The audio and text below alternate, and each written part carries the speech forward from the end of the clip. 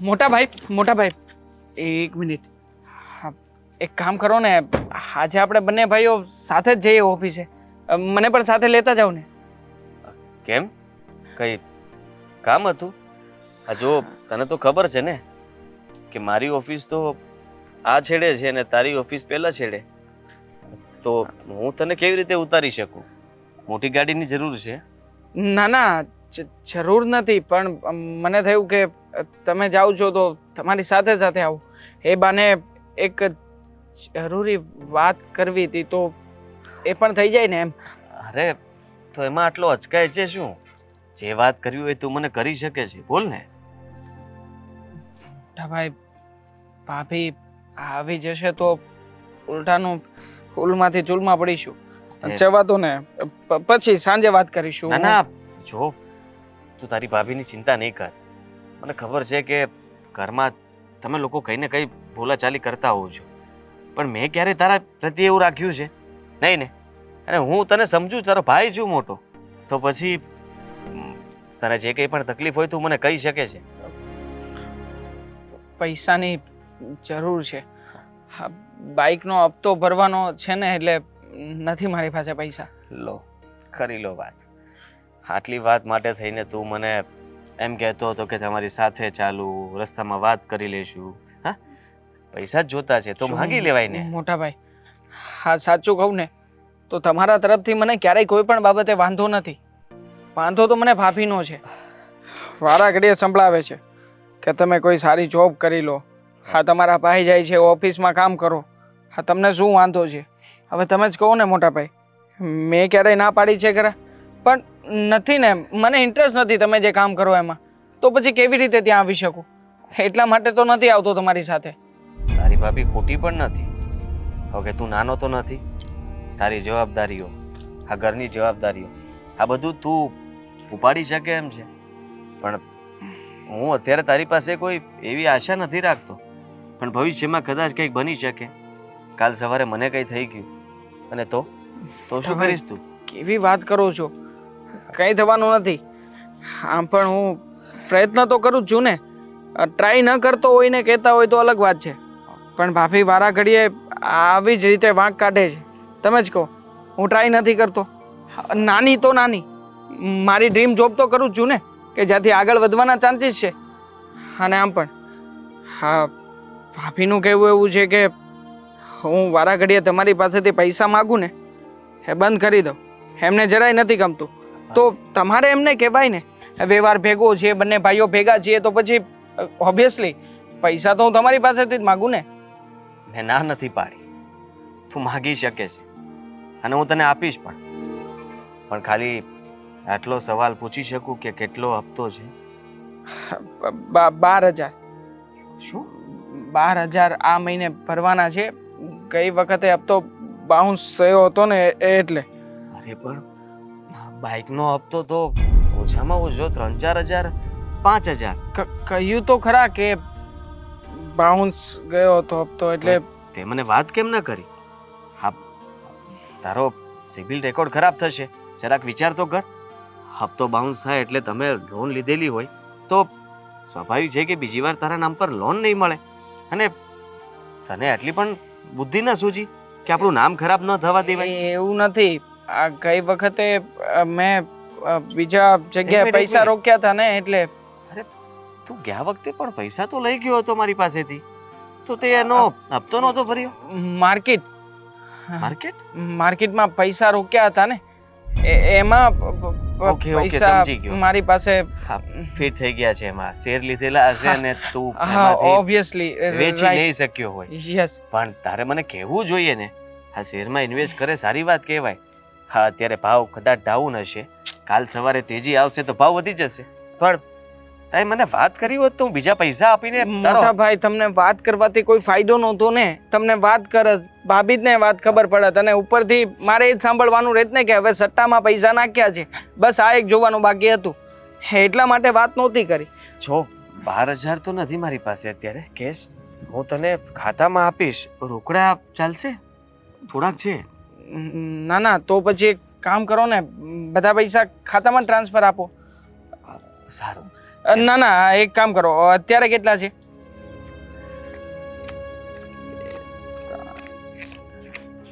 હા હા, 5. હા, 5 ચાલશે. બાકીના ખાતામાં ટ્રાન્સફર આપો. તો પછી તું કેવી રીતના હપ્તો ભરીશ? હા, ખાતામાંથી આ રોકડા? હું અડધા કેશ આપીશ, અડધા ખાતામાંથી આપીશ. ચિંતા નહીં કરો ને, હું મારી રીતે મેનેજ કરી લઈશ. હા, તો ચાલ, સાથે આવવું છે. ના ના, સાથે હવે ક્યાં જરૂર છે? હા, વાત કરવા માટે જ આવવાનું હતું. બાકી બીજી કોઈ જરૂર નથી. હું તો મારી બાઇક લઈને નીકળું છું. તમે તારે જાઓ. હા સારું, હવે હપ્તો બાઉન્સ ન થાય જોજે. હા હા, તમે જ્યાં સુધી સાથે છો ત્યાં સુધી હપ્તો બાઉન્સ જવાની શક્યતા જ નથી ને? હા, ચાલો તો હું નીકળું. હા હા, ચાલો.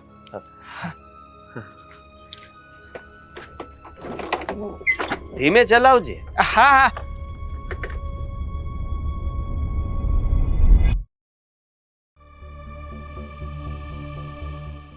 વાહ, આજે ચા પીવાની જરૂર નથી. એટલી મસ્ત નાના બાળકની ચોકલેટ છે ને કે વાત પૂછોમાં. ટેસ્ટી છે. માંડ માંડ ખાવાનો મોકો મળ્યો છે, ખાઈ લઉં ને. મમ્મીજી સુસંતાડો જુઓ, મેં જોઈ લીધું હો. શું છે? કઈ નહીં, આ ચોકલેટ ખાવાનું મન થયું હતું આજે, તો એમ થઈ હાલે તું લે ખા. ના ના, તમે ખાઓ. આ તમારી પાસે થોડી મારા વસ્તુ લઈ લેવાય. હું તો તમને એ કહેવા આવી હતી કે ચા થઈ ગઈ છે. ચાલો ચા પી લો. ના, આજે ચા પીવાની ઈચ્છા જ નથી. આજે જાગીને સીધી ચા પી લીધી હતી, અને આ ફ્રીજમાં ચોકલેટ પડી હતી ને, તો મને એમ થયું કે અહીંયા બેસીને ખાઈ લઉં. સારું થયું. તમને જે ઈચ્છા થાય ને એ જ તમે કરો. તમને કોણ રોકવા વાળું છે? હે, સાચી વાત છે બેટા. અને આમાંય મને કોણ રોકે? હું આ ઘરની વડીલ છું, અને મને કોઈ રોકે ને એટલે ખબરદાર કહી દઉં. પણ મને રોકવાની વાત અને આ બધું શું છે? અને આટલા બધા મસ્કા મારવાના? મસ્કા? હા. મમ્મીજી, તમને એવું લાગે છે કે હું તમને મસ્કા મારું છું? હું તો તમારી સાથે ખાલી વાત કરતી હતી. એમ પણ હા ભાભી, એમને તો વતાવા જેવું છે નહીં. હરી ફરીને વાહે તમે વધી, જેની સાથે હું બોલી શકું, 5 મિનિટ વાત કરી શકું. ભાભી તો સીધા જવાબ આપી દે, એટલે એમને ના વતાવ. તમારી સાથે ઘડીક વાત કરું. પણ જો તમને એવું લાગતું હોય કે તમને મસ્કા મારું છું, તો કઈ વાંધો નહીં, હું જાઉં છું. 1 મિનિટ, એવું નથી લાગતું. પણ આ તે તારી જેઠાણીનું નામ લઈ હા મારા ચોકલેટનો મૂળ ભાંગી નાખ્યો. શું કરું મમ્મીજી? હવે આપણા નસીબ. મારે કેવું તો ના જોઈએ. તમને એવું થશે કે મારા જેઠાણીની તમને ખોદણી કરું છું, તમને વાત કરું છું. પણ હવે જે થાય છે એ બધું તમે જોવો જ છો ને. આ કામમાં કેવો વારો તારો કરે છે, ઘરમાં બધી વસ્તુઓમાં કેવું કરે છે. હા ભાભી, બધે પોતાનો જ હુકમ ચલાવે છે. એ તો ભૂલી જ ગયા છે કે આપણા ઘરમાં કોઈ વડીલ પણ છે. તમને તો સાવ ભૂલી ગયા છે. બેટા દામિની, હું બધું જ જાણું છું કે આ ઘરમાં શું થાય છે અને શું નહીં. તું મને કહે અને મને ખબર પડે એવું ન હોય.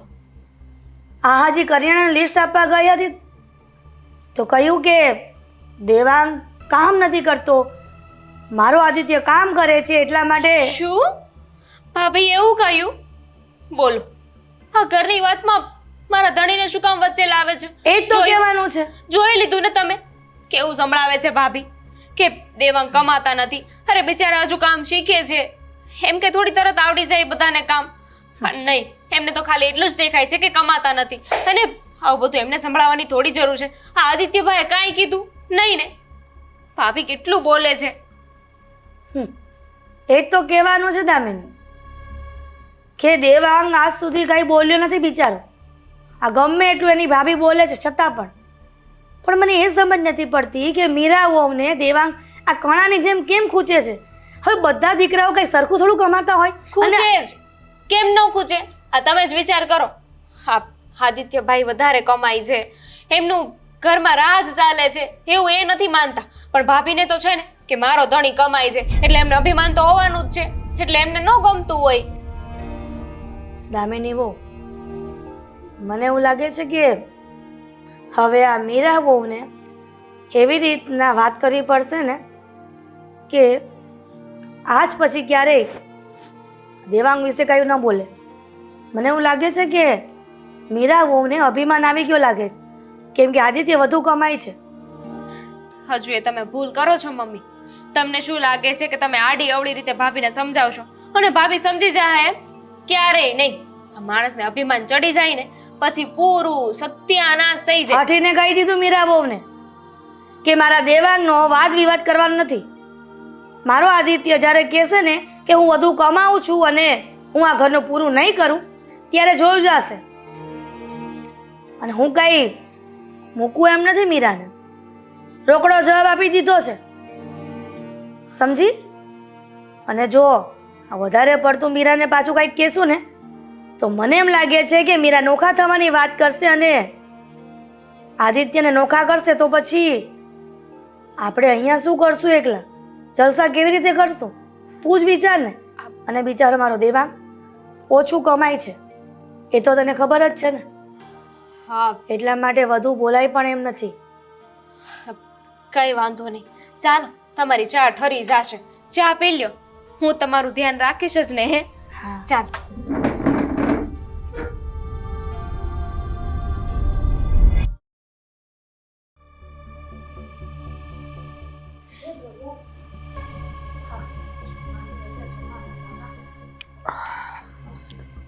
મમ્મી, બેટા આવી ગયો?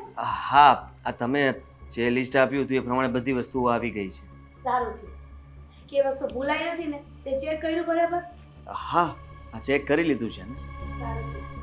પણ બેટા આદિ, આ લિસ્ટ તારી ઘરવાળીને આપ્યું ને તો બોલતી હતી. શું બોલતી હતી? એ જ કે દેવાંગભાઈને આપો લિસ્ટ. અમને શું કામ આપો છો? ભૂલમાં એનાથી બોલાઈ આદિ, તમે એક વસ્તુ ભૂલી ગયા છો. ગયું. શું? કપડાં ધોવાનો પાવડર, એના વગર કાલે કપડાં નહીં ધોવાય ને. એ ત્યાં નહોતો. તો આમાં ટીક તો કરાવી લેવાય ને. પૈસા લીધા હશે તો? ના, એટલે પૈસા તો લીધા છે પણ એ આવશે એટલે મને કહી દેશે. ઠીક છે. ઠીક છે. લે, આ પૈસા સાચવીને મૂકી દેજે. શેના છે આ? આહા આદિ, આટલા બધા રૂપિયા? કોઈનું પેમેન્ટ આવ્યું છે? મમ્મીજી, તું કરો. નજર લાગશે પૈસાની. એટલા બધા પૈસા. માની ક્યારે નજર ન લાગે. વહુની પણ આવી જીભ ચાલે છે. કોણે કીધું કે માની નજર લાગે? મીઠી નજર તો માની લાગે. છોડને, હવે નજર ના લાગે. અને આ રૂપિયા મેં મારા એક મિત્રને ઉછીને આપ્યા હતા. હા? એને મને પાછા આપી દીધા એટલે હવે વિચારું છું કે આ પૈસાને ક્યાં ઇન્વેસ્ટ કરું. ગણ્યા? હા, કેટલા રૂપિયા છે આદિ? આ 1.5 લાખ છે. 1.5 લાખ રૂપિયા? અને આટલા બધા વહુને હાજવા આપે છે? લે, કે હું 1.5 લાખ રૂપિયા ન સાચવી શકું? મમ્મી સ્ત્રીઓ કરોડોનો બિઝનેસ સંભાળે છે. આ તો 1.5 લાખ રૂપિયાની છે. લો, તમે સાચો. લો લો. તારા નેઠા હોય છે? આ ગમે એના કબાટ ખુલ્લો મૂકીને વહી જાય છે આદિ. તને ખબર નથી તારે બાયડીની? એને જાજો સમય મતલબમાં સાચવવા નહીં પડે. હું એની પાસે વધારે સમય નહીં રહેવા દઉં. એ પહેલાં તો હું વિચારું છું કે કોઈ શેરમાં ઇન્વેસ્ટ કરી દઉં અથવા ફિક્સ ડિપોઝિટ કરી દઉં. કંઈ પણ આ પૈસા ઘરમાં નહીં રહેવા દઉં. એક કામ કર ને, સોનાની વસ્તુ લઈ લે આમાંથી. કોના માટે? મારા માટે. સીધી વાત છે ને. તમારા પૈસા છે તો મારા માટે જ વસ્તુ લાવવાની હોય ને.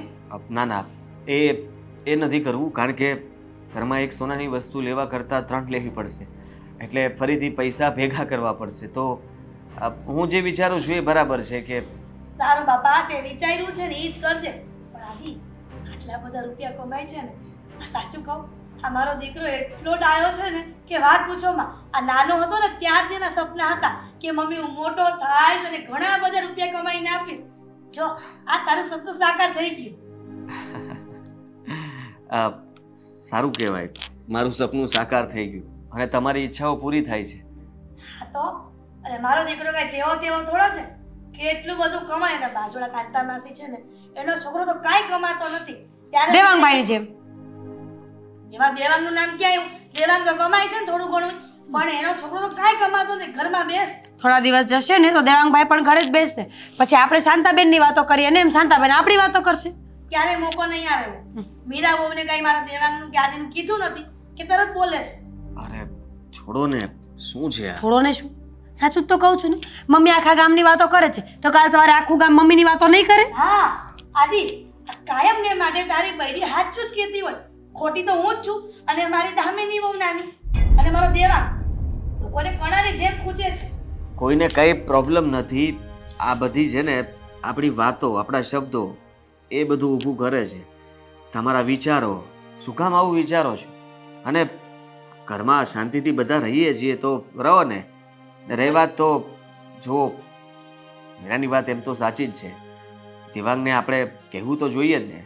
હવેના લગ્ન થઈ ગયા છે, ઘરની જવાબદારીઓ એને પણ ઉપાડવી જોઈએ. મમ્મી, મારે તો એને કેમ સમજાવો એ સમજાતું નથી, પણ કદાચ તમે એને શાંતિથી બેસાડીને સમજાવી શકો. આદિ, હવે તું પણ તારી બાયડીની બોલી બોલવા માંડ્યો છે. મને ખબર જ હતી આજે નહીં તો કાલે હા એની બાયડી બોલે છે ને એટલે એનો ઘરવાળો બોલશે જ.